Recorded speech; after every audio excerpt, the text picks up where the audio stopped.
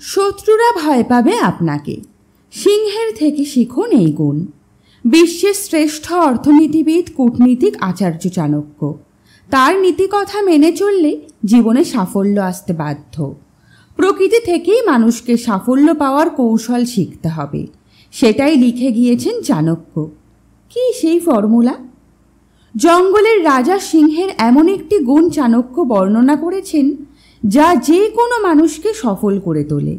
আচার্য চাণক্য বলেছেন, কোনো ব্যক্তি যদি সিংহের কাছ থেকে এই একটা গুণ শেখে তাহলে তার উন্নতি হতে বাধ্য।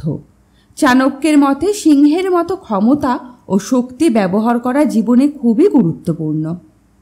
কোনো মানুষ যখন নিজের পুরো শক্তি উজাড় করে দেয় তখন সেই কাজ সফল হতে বাধ্য। কেউ চাইলেও তার দোষ খুঁজে পায় না। সিংহ যেভাবে শিকারের সময় মনোযোগ ও সম্পূর্ণ শক্তি কাজে লাগায় সেটাই করতে হবে মানুষকে, তাহলেই সাফল্যের সিঁড়ি বেয়ে উঠবেন। চাণক্যের মতে সিংহের মতো মুরগির কাছ থেকেও একটি গুণ শিখতে পারেন মানুষ।